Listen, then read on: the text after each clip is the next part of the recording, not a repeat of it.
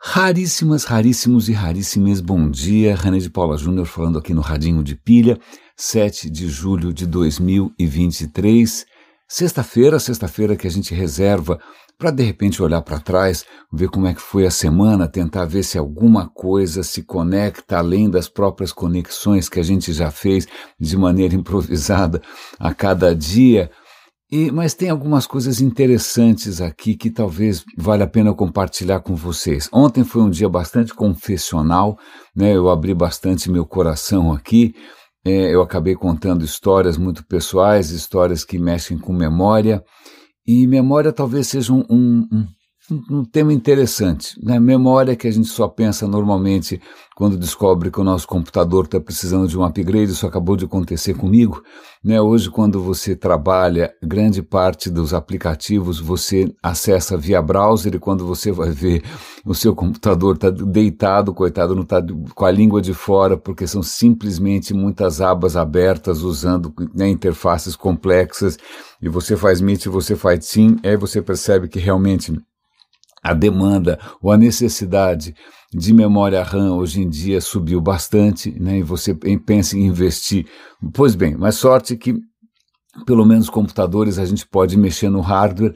Agora a nossa memória, infelizmente, é essa que a gente tem faz uns 10 mil anos, não mudou tanto assim, tem algumas limitações. Eu estou pensando aqui em memória, não só porque tem aí publicitários usando, né, tecnologia de ponta para transformar pessoas mortas em garotas propaganda ou garotos propaganda, mas também por algumas incapacidades nossas que me deixam um pouco, digamos que às vezes cansa, basicamente às vezes cansa, e eu vou tentar comentar isso com vocês. Primeiro, antes de mais nada, né, já que 7 de julho tem um aspecto, acho que muitos de nós, eu mesmo não tinha ideia, nós estamos hoje, desde ontem, na verdade entre ontem e hoje, num afélio. O que é afélio?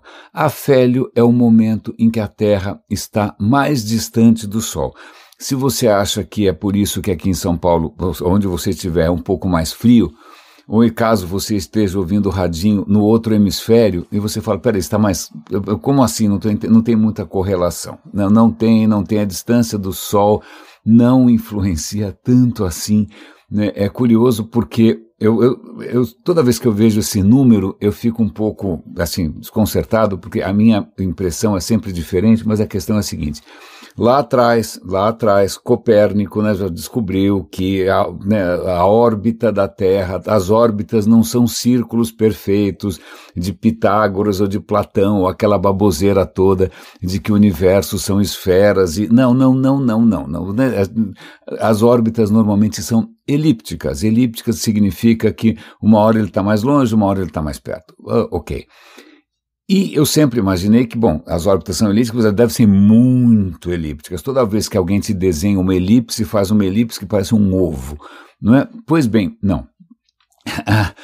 A órbita da Terra é elíptica sim, mas a diferença entre o mais próximo que a gente chega do Sol e o mais distante que a gente chega do Sol é muito pequena, né? A distância média aí é mais ou menos 150 milhões de quilômetros.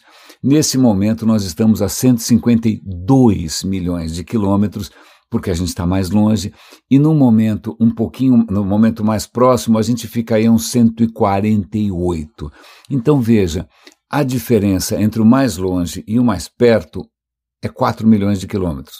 Bom, se a gente fizer quantos por cento é 4 milhões de quilômetros em 150, é pouco, não é? É 1%, 2, 3%, é uma variação muito pequenininha. Isso não basta para explicar inverno e verão. Ainda mais porque agora que a gente está mais longe do que o normal, né, o hemisfério norte está passando por mais um dia com a temperatura recorde, aquela coisa louca. Então, o que explica inverno e verão? O que explica é que a Terra está torta. O eixo de rotação da Terra é bastante torto. Eu já comentei, acho que faz semana passada, com um vídeo super bacaninha mostrando ali como é que... É que 23 graus é bastante. 23 graus é bastante. Então, como a Terra está inclinada, né, aliás, tem um outro fenômeno interessante acontecendo. nesses dias aqui vai acontecer um fenômeno curioso onde 99% da população mundial vai ver o céu claro, vai ver algum tipo de luz do sol. Aí você fala assim, pera um instante só, como é que quase a população inteira do planeta vai estar iluminada pelo sol? A Terra não é plana, não é mesmo? A Terra é esférica, a gente está cansado de saber, mas acontece que como a Terra é inclinada, tem um certo momento aí em que de repente a grande parte da luz incide sobre o hemisfério norte concentra um monte de gente, e você olha ali no mapa a zona de sombra e a zona de luz, aí você fala, é verdade, estamos num momento em que grande parte da humanidade vê a luz. Bom, a luz solar, porque nenhum outro tipo de luz parece comover ninguém. A luz da ciência, por exemplo, né, não é exatamente universal. Mas veja, tudo isso acontece porque a Terra está inclinada. Aliás, eu vou dar um link aqui para um artigo bastante interessante que mostra ali como o fato da Terra, o eixo de rotação estar inclinado, faz com que no verão, quando o seu hemisfério está virado, né, de cara para o Sol, ele recebe diretamente uma quantidade muito maior de luz solar por um tempo muito mais prolongado, e adivinha o que acontece? As coisas ficam mais quentinhas. A quantidade de calor que você acaba recebendo no verão é praticamente 3 vezes maior. É por isso que é mais quente. Não é porque a gente está mais perto. Bom, mas bem-vindo ao Afélio. De qualquer maneira, né, estamos um pouquinho mais distantes do Sol, né, esse Sol que aparentemente ele está funcionando, a gente não tem como saber se ele está funcionando direito ou não, porque a luz do Sol, ela demorou 8 minutos para chegar até aqui, então a luz que a gente está vendo tem no mínimo 8 minutos, então se o Sol de repente explodir, sem mais nem menos, a gente vai demorar 8 minutos para descobrir, né? E vale lembrar também que cada fóton, cada partícula de luz que toca a sua cútis nesse momento, ela nasceu há 100 mil anos dentro do Sol. Peraí, como é que é 100 mil anos versus 8 minutos? Não, 8 minutos depois que ela saiu, depois que ela conseguiu ficar livre do Sol, ela chega aqui em 8 minutos. O problema é ficar livre, porque veja, as reações nucleares do Sol, o coração do Sol é no centro do Sol, e o Sol é grande pra caramba. Então até a luz conseguir escapar daquela confusão toda de plasma, até o fóton conseguir, é um congestionamento danado, é um mundo de louco, e demora uns 100 mil anos mais ou menos. Então essa luz não é assim tão novinha, né, uma sensação de frescor. Mas vamos falar de algumas outras coisas, já que eu estou falando aqui de ciência e de astronomia. O que mais que eu posso... Eu tenho um artigo que eu tenho que acabar de ler, que me desconcertou um pouco, e eu acho que acabo tendo que corrigir aqui publicamente algumas das colocações que eu fiz. É um artigo mostrando que o nosso entendimento comum da evolução, ele talvez seja um pouco simplista, tá? Por quê? Bom, se bem que a gente já tocou... Bom, vamos lá. Darwin, ok? Darwin, tudo se explica por seleção natural, não precisa de nenhuma intervenção, não precisa de gênese, não precisa de nada. Em princípio, tudo se explica por seleção natural, mutações, a evolução, a origem das espécies, é uma beleza. Esse planeta tinha, agora a gente está diminuindo isso, mas tinha uma variedade sensacional de vida, né? A vida que inclusive, aliás depois eu vou falar de outros desdobramentos não tão interessantes da evolução, vou falar da Candida auris, um superfungo, mas pois bem, a diversidade toda da vida que a gente costumava ver em volta da gente, que agora a gente precisa ligar a televisão no Netflix e assistir algum documentário com David Attenborough, mas, pois bem, é fruto da evolução, e a evolução é fruto do acaso. A natureza não tem nenhum projeto, a natureza não tem nenhum desígnio, a natureza não sabe muito bem para onde ela está indo, mas ela continua indo. É basicamente isso. A evolução é cega, a natureza não tem uma finalidade última e não existe uma rota. Não. Estamos aqui graças a uma série de felizes acasos. Ok, eu acho isso bonito. É lógico que muita gente vai procurar algum sentido maior, vai achar que isso não basta, né, que afinal ele merecia alguma coisa que afinal, né, demonstrasse a excepcionalidade da sua vinda à existência, mas eu acho isso bacana, eu acho isso legal, sobretudo porque, a gente já vai chegar lá, a gente vai chegar na questão da memória de novo. O que esse artigo está comentando é que a visão canônica né, a visão clássica, vamos chamar assim, da evolução, de que tudo se deve a mutações aleatórias, essas mutações aleatórias têm uma chance maior ou menor de sobreviver em algumas circunstâncias, ok, legal, isso funciona assim, mas não é só isso. E aí eles vão contar coisas que a gente já comentou aqui no Radinho, que às vezes a evolução dá saltos completamente inesperados, mas também por acaso, inicialmente por acaso. Eu comentei aqui que muitos organismos microscópicos, eles têm uma capacidade maluca, que é de, vamos imaginar, eu tenho, sei lá, meu nariz, meus olhos, minha voz, minha boca, tudo isso, em princípio, eu herdei dos meus pais, né? Essa informação não veio de nenhum outro lugar, veio deles. Certo? Certo. Talvez tenha uma mutação aí ou outra, mas em princípio veio deles. É uma transmissão que é chamada de vertical, de uma geração para outra. Agora, caso você pegue, ou você jamais, imagina, não estou desejando isso, mas caso alguém vá num hospital que não toma todas as precauções e você pegue ali uma infecção hospitalar especialmente resistente, e vamos falar disso, tem uma iniciativa super bacana do sírio-libanês, do Einstein e tal, o que acontece é que você está em maus lençóis. Talvez literalmente, inclusive, né? Talvez eles devessem ter trocado os lençóis. Porque bactérias têm uma capacidade bizarra, não só bactérias, outras criaturas também, de fazer o que se chama transferência horizontal. O que quer dizer transferência horizontal? Não envolve sexo, estamos falando de bactérias. A gente está falando aqui o seguinte, código genético, certo? Código genético é código. Então, às vezes, uma bactéria, morreu. Ela morreu e ela espalha o seu código genético por aí. Outra bactéria de outra espécie, que não tem nada a ver, torce para outro time, sei lá, ela passa por ali, vê um pedaço de código genético e fala, nossa, um pedaço de código genético, eu vou pegar para mim. Bactérias são capazes de fazer transferência horizontal. Elas conseguem pegar código de outras bactérias.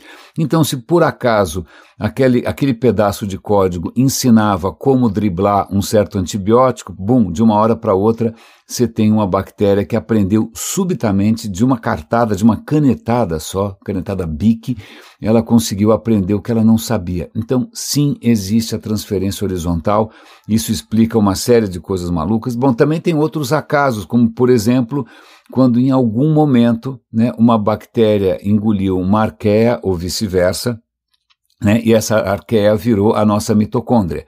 Então, dentro das nossas células, existe ali, convenhamos, um condomínio, né? Você tem dentro dos seus trilhões de células, você tem uma quantidade ainda maior, né, no total de mitocôndrias. Essas mitocôndrias, elas eram antes criaturas independentes, elas eram, né, estavam felizes e contentes, elas foram engolidas em algum momento, falou, pensando bem, agora eu tenho casa, comida e roupa lavada, eu vou ficar por aqui, vamos fazer um bom combinado, eu forneço energia para você e aí você me provê sustento. Tá bom assim? Tá bom assim? Uma relação de simbiose.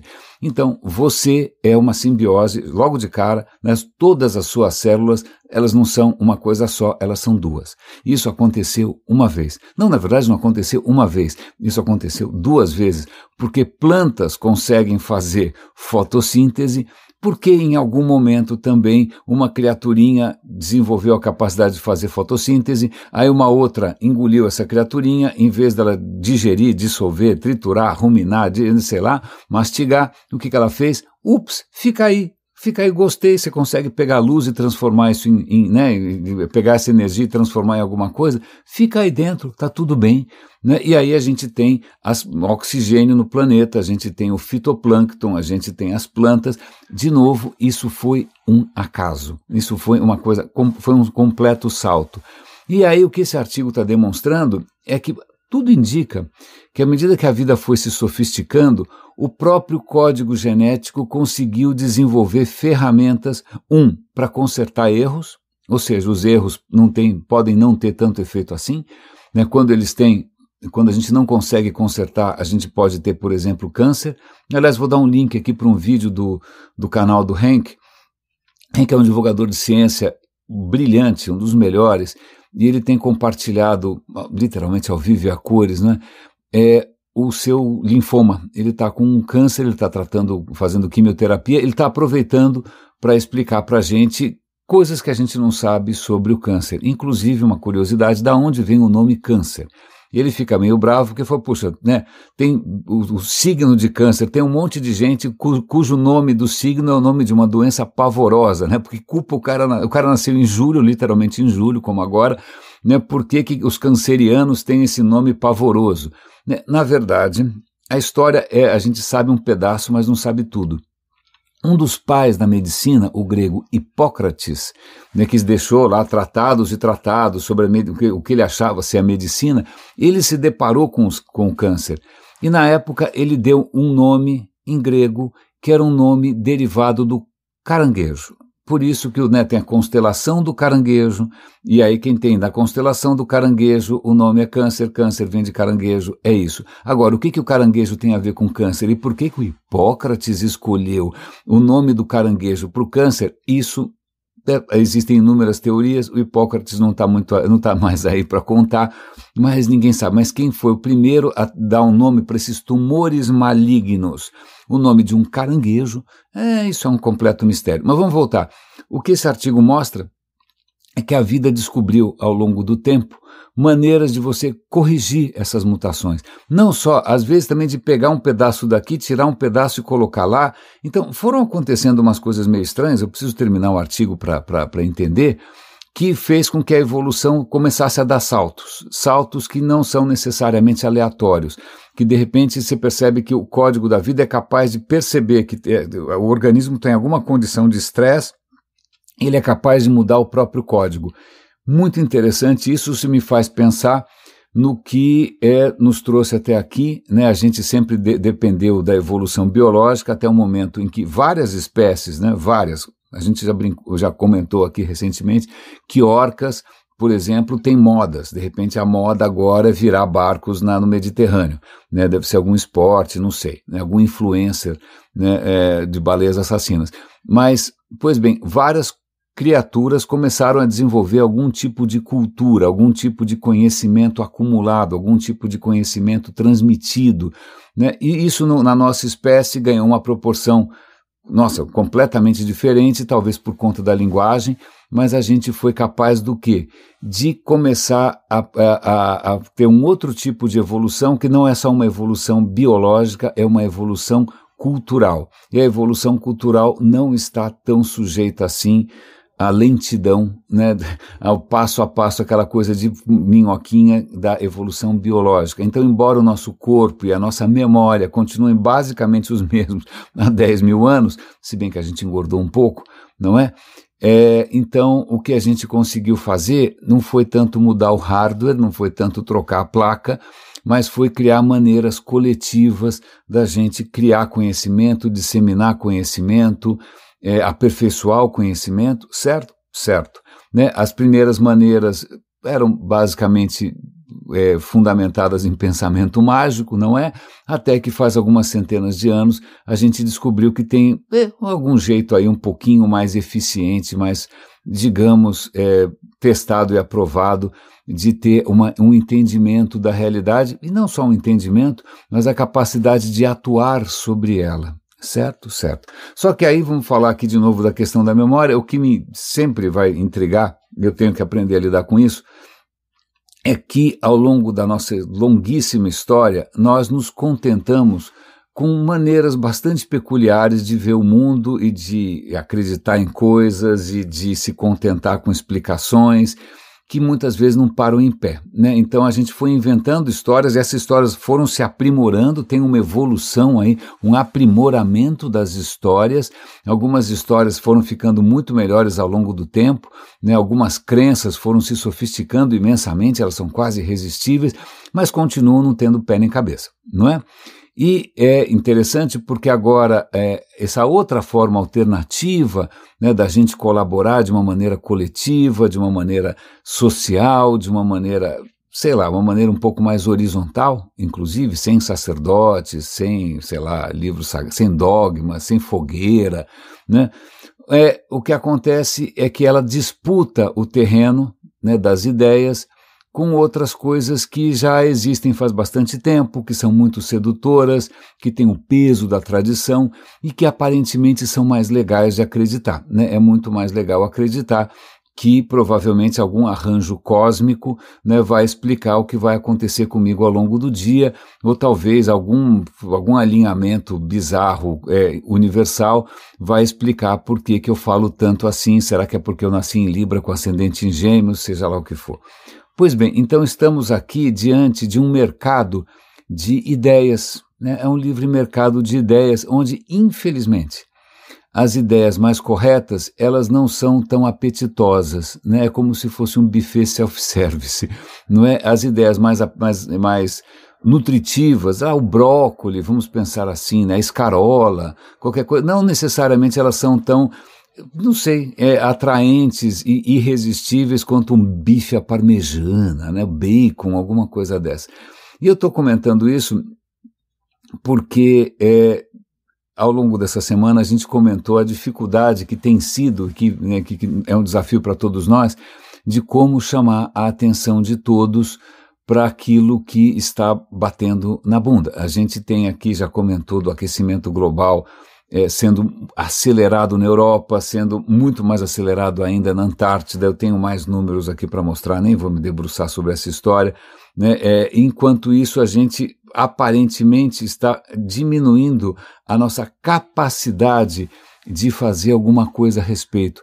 Porque para isso acontecer, a gente precisaria esquecer diferenças, esquecer polarização, esquecer o TikTok, esquecer o Tinder por 5 minutos, né, para fazer frente, fazer um esforço concentrado aí, para, sei lá, foi o que nos salvou da pandemia, foi um esforço concentrado não só de ciência, mas também de política, meio aos trancos e barrancos, não funcionou tão bem assim, a gente sabe, né, aqui no Brasil morreram 700 mil pessoas e a gente não se lembra, memória, a gente não quer lembrar, não é? A gente aparentemente prefere viver num perpétuo presente, e isso me intriga porque eu tenho cada vez mais me fascinado com a história, ou com histórias que eu nunca soube, porque eu cresci durante uma ditadura e militares não gostam de ciências humanas, não é mesmo? Querem que todos nós viremos engenheiros e pilotos de planilhas e não questionemos nada sobre ética, sobre impacto, sobre desigualdade, sobre, né, o que é certo, o que é errado, né, cala a boca e rema, basicamente. Mas por que a nossa capacidade de não só de colaborar, mas também de lembrar, de aprender, ela parece estar sendo esvaziada, esfarelada. Isso é uma coisa que me intriga. Então, bom, só enquanto eu fico com isso na cabeça, eu vou passar uma história aqui para vocês, que é de utilidade pública. A BBC Brasil fez uma reportagem extremamente interessante. Isso não tem nada a ver com o que eu estava falando, tá bom? Não tem nada a ver, mas a história é a seguinte: se você for a um supermercado e por acaso quiser comprar leite condensado, por exemplo, né, sei lá, larica, não sei, você vai se deparar, talvez, se você estiver atento, a embalagens um pouco diferentes, a rótulos um pouco diferentes, né? Se você se der o trabalho de ler o rótulo, você vai ver que aquilo não está dito como uma bebida, um produto lácteo, ele está como um produto à base com sabor leite, porque aquilo não necessariamente é feito só de leite, né? Não, tem vários produtos que a gente poderia chamar de laticínio, que já não são mais tão laticínios assim, né? Iogurtes, leites, mesmo leite em pó. Tem leite em pó agora cujo rótulo é pode para preparar bebidas com sabor leite. Não é mais leite, ou pelo menos não é majoritariamente leite. O que acontece é que os custos da produção do leite subiram por conta de inflação, subiram por conta de mudanças climáticas, subiram por conta de, sei lá o que, seca, por causa de sazonalidades, por gasolina, por impostos, seja o que for. De uma hora para outra o leite ficou caro e os produtos ficaram mais caros, e essas empresas de alimentos, todas elas, obviamente, pensando no nosso bem, claro, hashtag só que não, né? Pelo visto, aula de ética e engenharia de alimentos não é uma disciplina obrigatória, não é? O que acontece é que eles começaram a fazer coisas parecidas com leite, mas que tem soro de leite, bom, menos mal, mas também tem amido. Calma, um instante só. Amido não vem da vaca, que eu me lembre, certo? Não vem, você pode pôr uma vaquinha no rótulo, né? Você pode contar a história que você quiser, mas não, desculpa, amido não. Açúcar também não, Glucose, também não. Espessantes, aromatizantes, conservantes, também não. Então fiquem atentos. Eu vejo uma reportagem está em português, muito bem feito, o jornalista fez um belo trabalho. O que acontece é que você está comprando gato por lebre. Provavelmente comendo gato por lebre, se você come fora todo dia como eu, vai saber que tipo de leite que eles estão usando. Provavelmente o leite mais barato, ou o leite condensado mais barato, o seu brigadeiro talvez não esteja mais tão macio por conta disso, porque esses produtos todos estão misturados com um monte de coisa que não vem necessariamente da teta de uma vaca. Isto posto, né? Ok? Utilidade pública, vamos avançar aqui, mas o que é muito interessante, aliás, mais um serviço de utilidade pública, né? Veja, alguns hospitais, aliás, eu preciso achar essa notícia, onde é que eu salvei aqui? É uma iniciativa muito legal, se eu não me engano, chama Nas Nossas Mãos. Eu acho que é isso. Vários hospitais de ponta aqui em São Paulo, o Einstein, o Oswaldo Cruz, o Sírio-Libanês, vários hospitais bacanas, eles resolveram montar uma força-tarefa. Para o quê? Para disseminar na rede pública, no SUS, boas práticas que vão reduzir o quê? A infecção hospitalar. Esse esforço já existe há 5 anos, ele já salvou milhares de vidas, já economizou centenas de milhões de reais em tratamentos, com precauções bastante básicas, lavar direito as mãos, higienização, né? Simplesmente práticas de padrão ouro, elas estão sendo compartilhadas com a rede pública e isso está salvando vidas.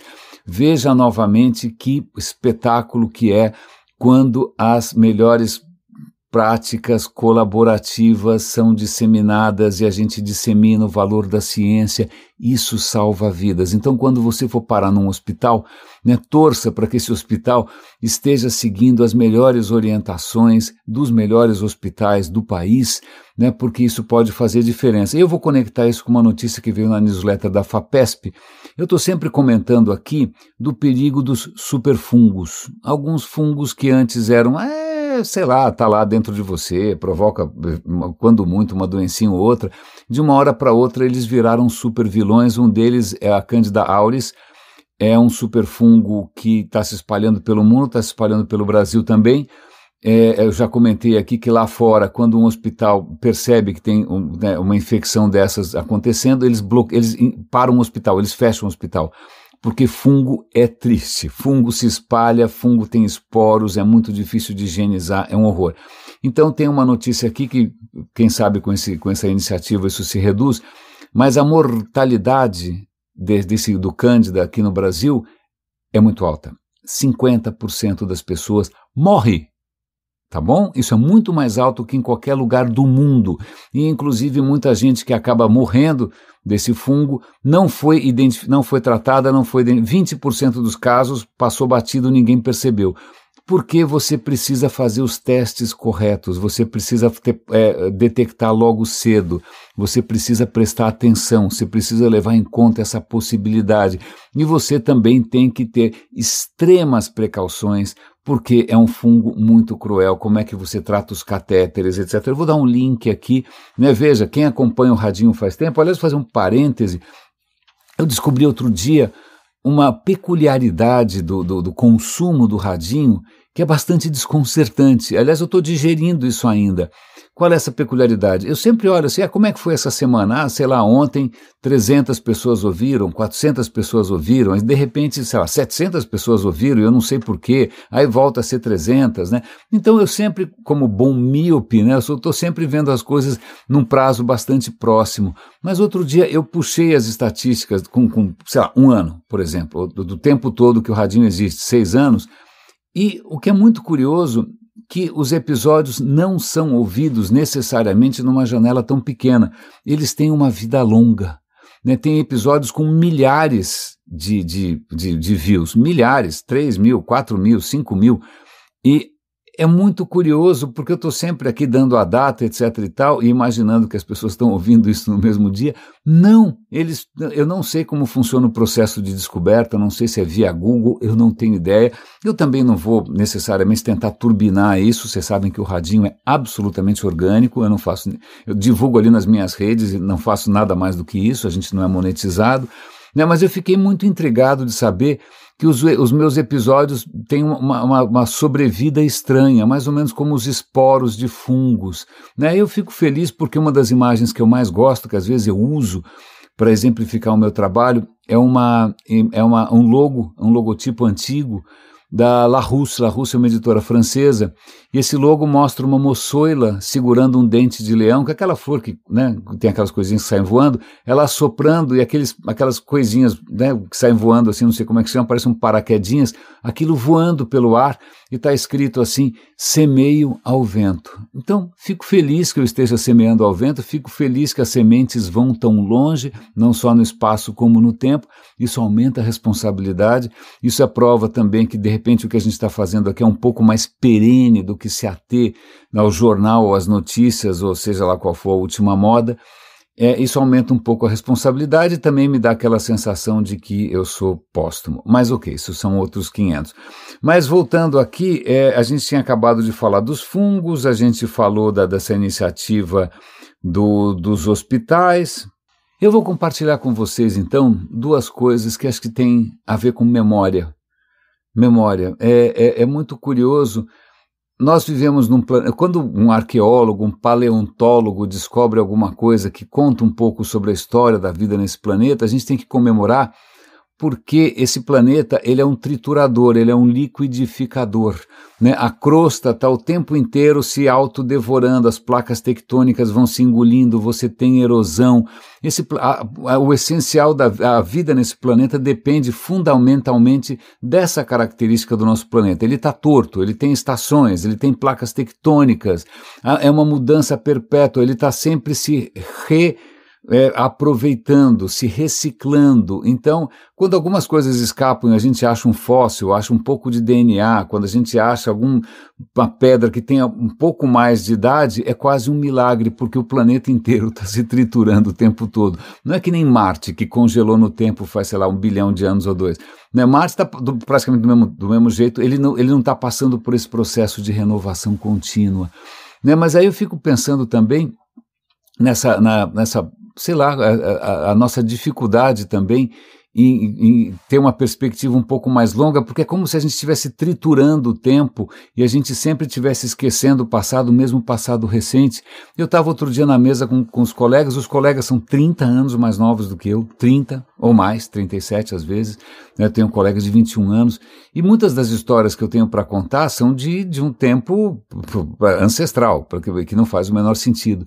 E recentemente eu compartilhei com eles, o que eu vou compartilhar com vocês também, um registro de um momento que se perdeu, muito pouca gente vai lembrar, passaram a borracha por cima. A história é a seguinte: em 91, se eu não me engano, mais ou menos por aí, eu consegui uma bolsa e consegui ir de graça morar um tempo na Alemanha, e eu peguei ali um momento bastante intenso. Foi um momento logo depois da queda do muro, um pouquinho antes, alguns anos antes de eu chegar. Berlim estava dividida ao meio por um muro, o que parece completamente inimaginável, mas isso durou décadas, né? Décadas, com uma cidade que foi cortada no meio por causa dos comunistas completamente paranoicos, né? Os comunistas resolveram botar um muro ali para evitar que as pessoas fugissem, né? Então imagina, uma cidade que convive com um muro dentro de si.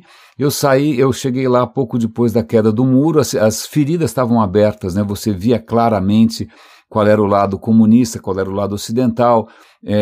Você conhecia pessoas que tinham crescido dentro do comunismo, estavam completamente desorientadas, você tinha neonazistas. Cara, foi um momento bastante vivo, né? Bastante intenso.